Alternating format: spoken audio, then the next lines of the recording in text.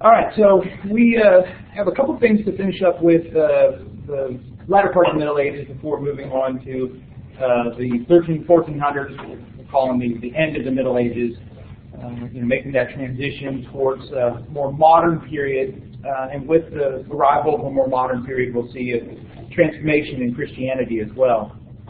Don't forget that the third reflection paper is due tomorrow on those writings from Aquinas.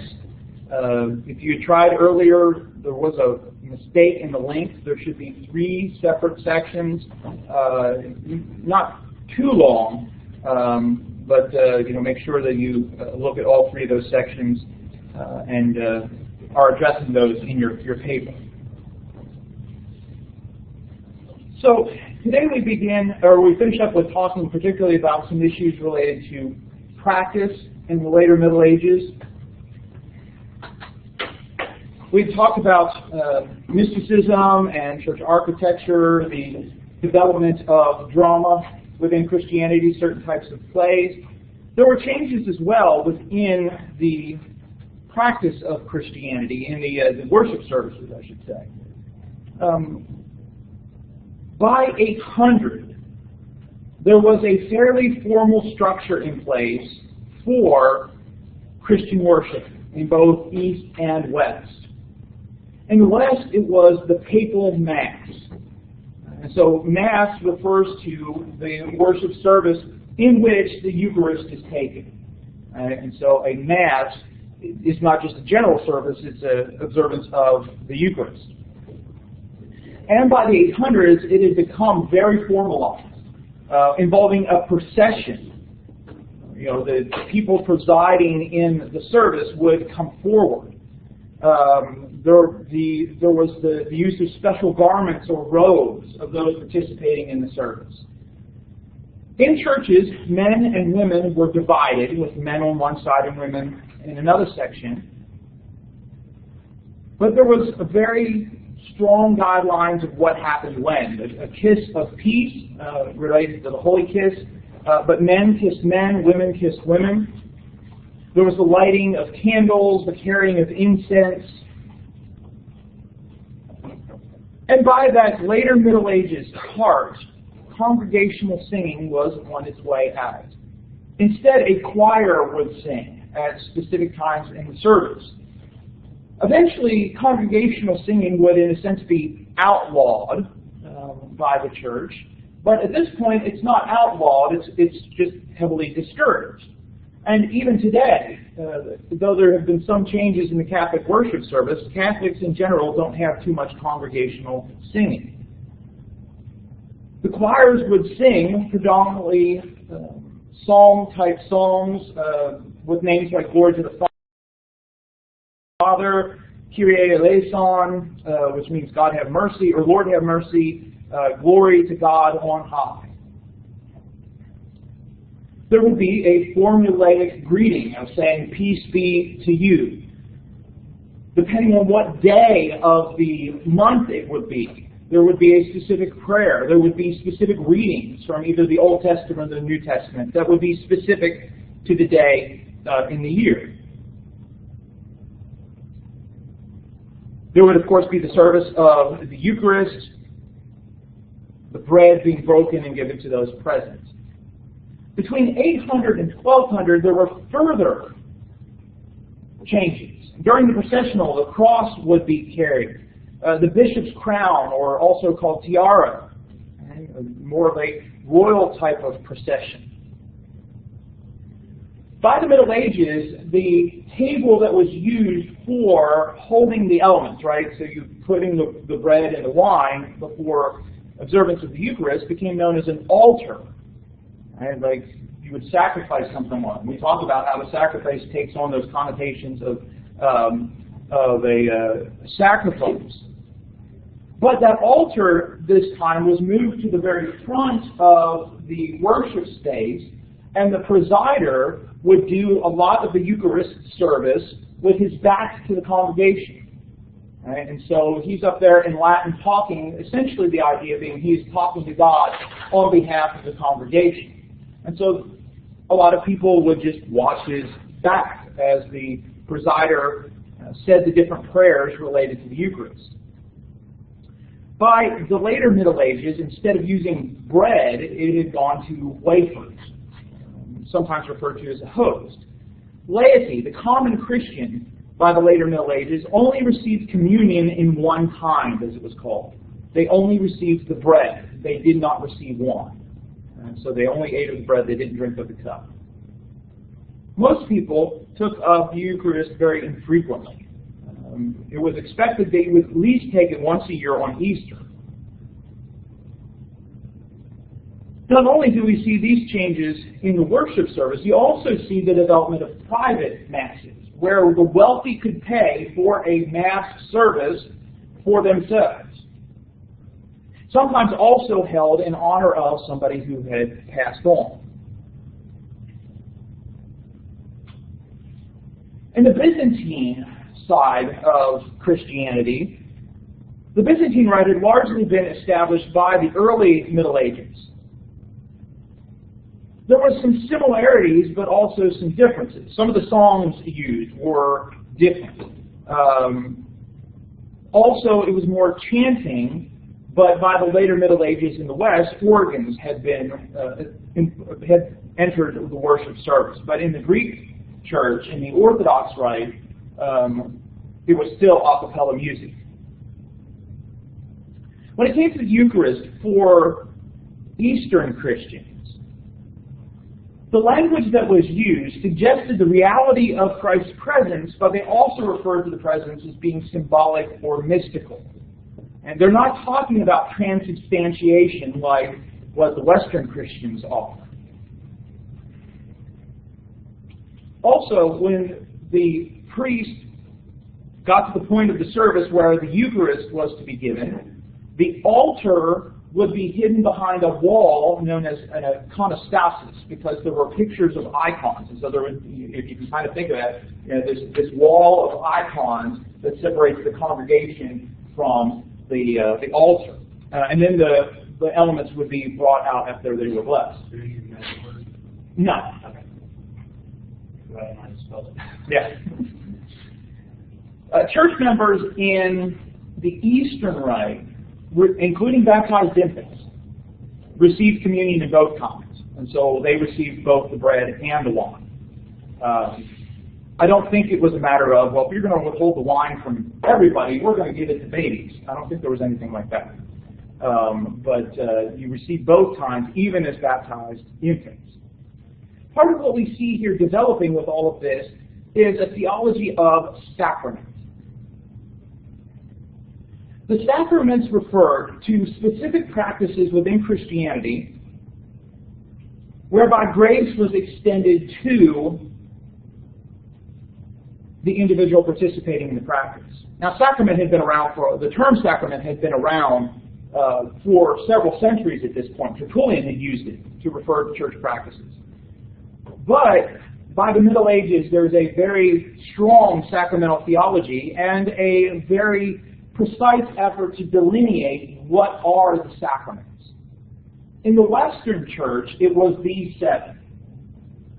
Several of them related to the life cycle, like baptism and infancy, although you could be baptized as an adult, and can still too be baptized as an adult in Catholicism. Baptism generally takes place at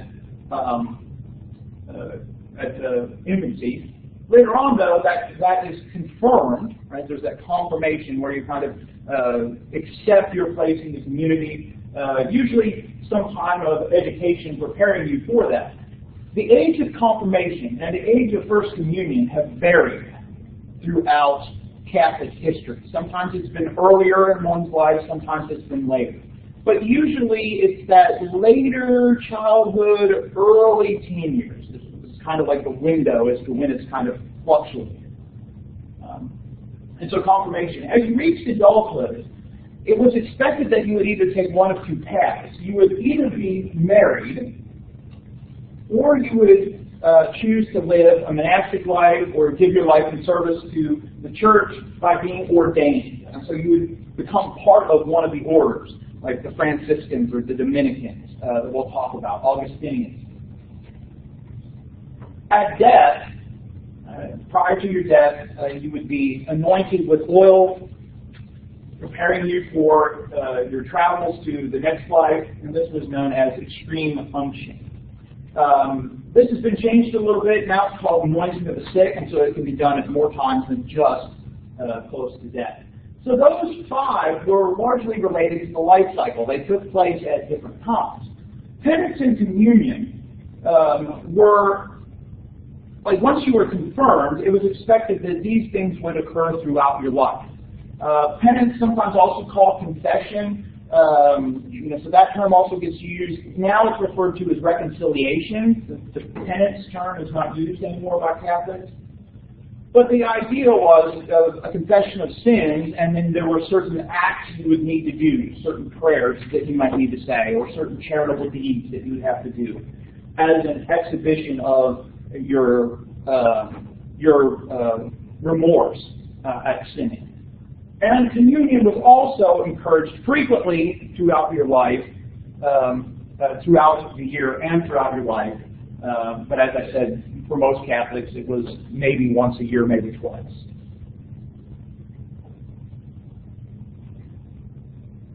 In the eastern part, Orthodox Christians, this was the Western list. Orthodox Christians had most of the same ones, except for confirmation. Confirmation isn't one. And they've never really said it's these 7, right? So the Catholic Church said it's these 7, this is it.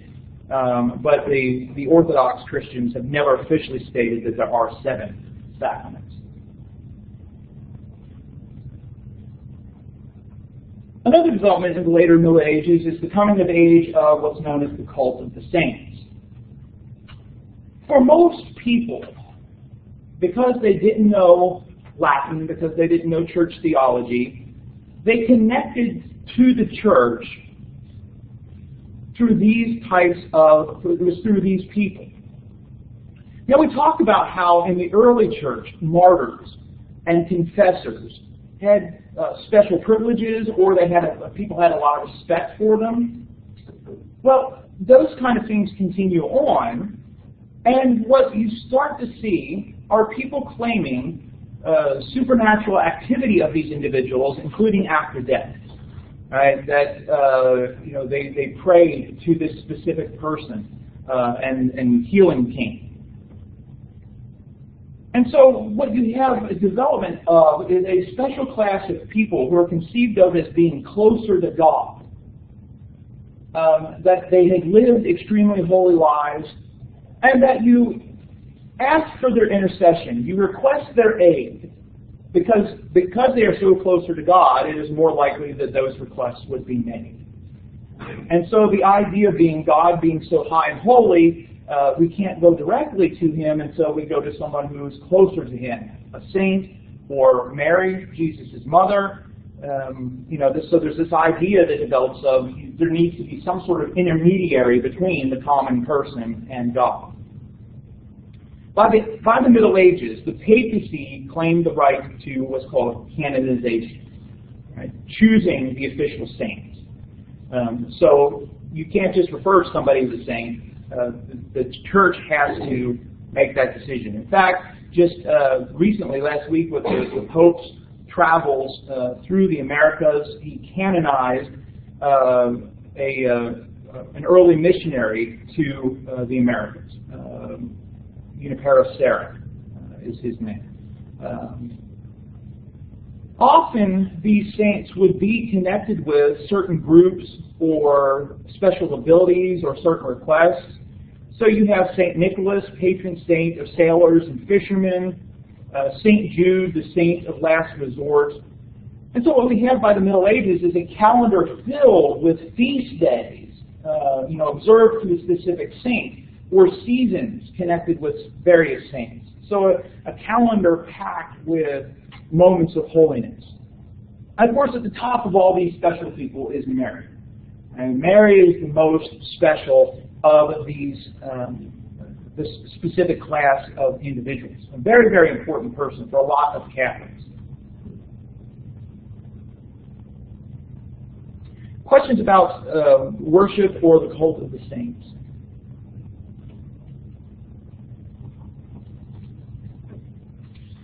We're also seeing by the Middle Ages a very strict hierarchy and much more development than what we've seen before. The basic unit of Catholicism was the parish. Right? The parish was a geographic region usually connected with a lord's manor or a town. And so it's kind of, there's a region. This is a specific parish. Priests served the parishes. And in service to the parish, they did things like saying Mass, visiting the sick, engaging in religious education, right, teaching people about church doctrine. Sometimes it was also secular education, teaching people how to write, for example. The priest, depending on the size of the town, might have deacons or vicars to help with their duties. Priests by this time had to be at least the age of 30. Deacons had to be at least 25 years old. And it was expected that priests would spend at least a third of the year in residence in their parish. Several parishes were grouped together in what was known as a diocese. Most of the dioceses were based on the old Roman provinces. So how the Romans had broken up the empire, a lot of that carried over into the Catholic diocese. While priests served the parishes, bishops served and ruled over the diocese. And so the bishop was over several parishes. Bishops, as we mentioned last time, usually had a throne at one specific church, a cathedral. Usually the church in the largest town of the diocese is where the bishop was in residence. And while the bishops had originally been elected by the clergy and the people, by the Middle Ages it became the province of kings and popes, sometimes even lords of regions attempted to appoint the bishop of that diocese. Bishops were responsible for overseeing the churches in the diocese, monasteries, any sort of ecclesiastical justice, right, if somebody was charged with heresy. And it was expected that they would visit every church in the diocese at least once every 3 years.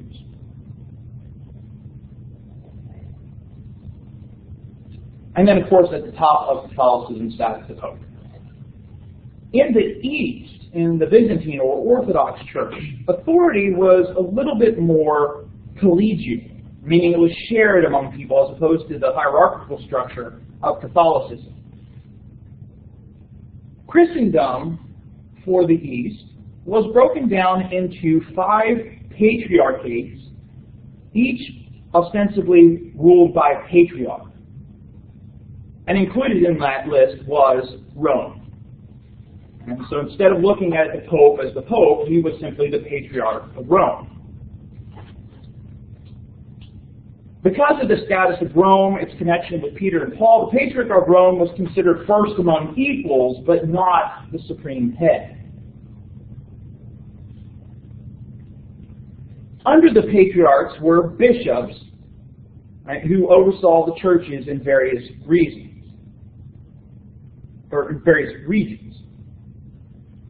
For Orthodox Christians, the councils of the bishops, like the Council of Nicaea or the Council of Chalcedon, were where decisions applicable to the entire church were made. And so for the Orthodox Christians, no one bishop, no one patriarch could decide anything for the entire church. Even the patriarch, the ecumenical, worldwide, universal patriarch of Constantinople, could not make a decision for the entire church. It had to be made by a church council. And just like in the local churches of Catholicism, the local churches of the Orthodox branch had their priests who oversaw the local business. Priests in Orthodoxy could be married. Catholic priests could not. And bishops in Orthodoxy were not allowed to be married either. Right? So the priests could be married in Orthodoxy, but not the bishops.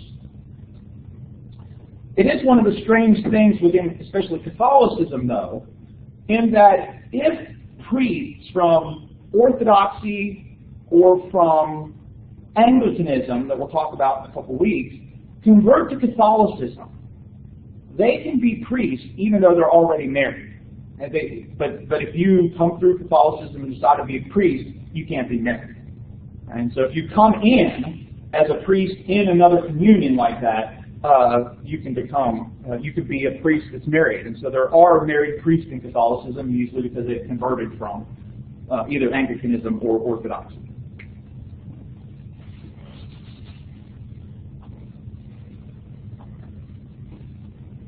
By the end of the Middle Ages, one last aspect of church practice here, or by the later Middle Ages, there's a lot of changes taking over in Europe.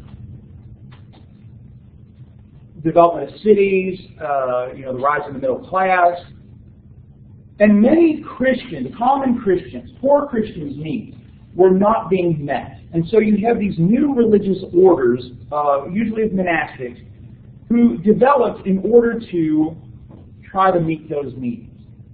They were called mendicant orders because they had to rely on begging or donations for funding. Now, some of these orders developed in some ways where they were completely under only the Pope's control, while other orders were under the control of a bishop or a priest. And so some of these orders had some special privileges. Two that developed during this later medieval period are the Franciscans and the Dominicans.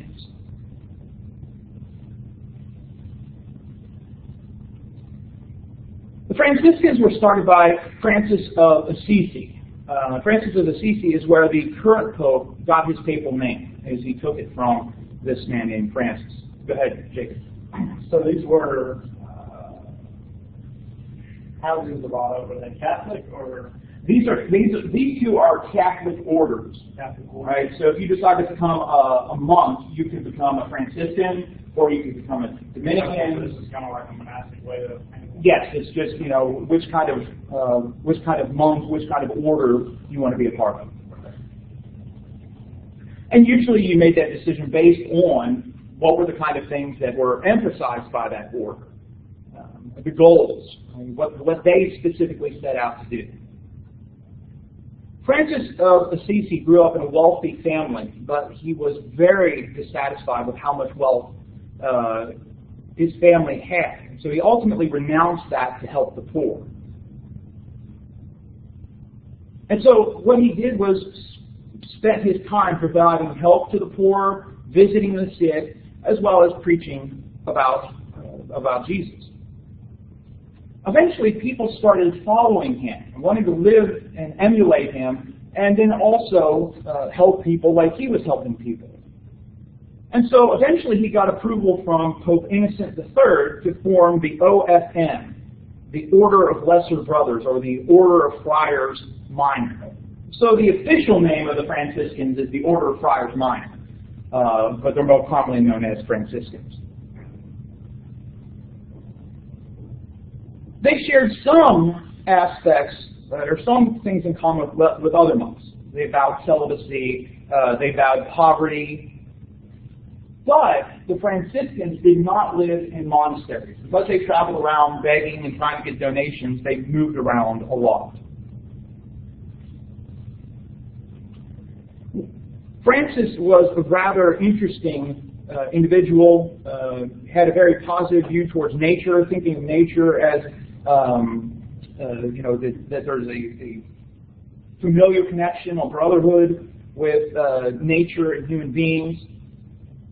And so again, in many respects, looking at some of the things that the current Pope is emphasizing about climate control, about religious liberty, about the poor, it's no surprise he took the name Francis, because these were some of the things that Francis was concerned about.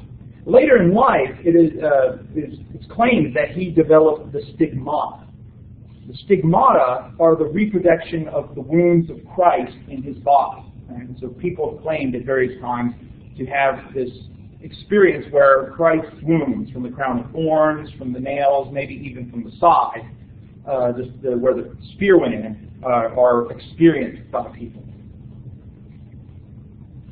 The Dominicans were started by a man named Dominic, who had largely been disappointed by the church's handling of some heresies. And so he attempts to start a new order known as the Order of Preachers. And so the official name of the Dominicans is the Order of Preachers, but they're known as Dominicans because they were started by a man named Dominic. The difference between the Franciscans and the Dominicans, one example is that Dominic emphasized the importance of study. Now, not that Francis didn't emphasize study, but his focus was on helping and helping the poor, while Dominic was the importance of studying and preaching.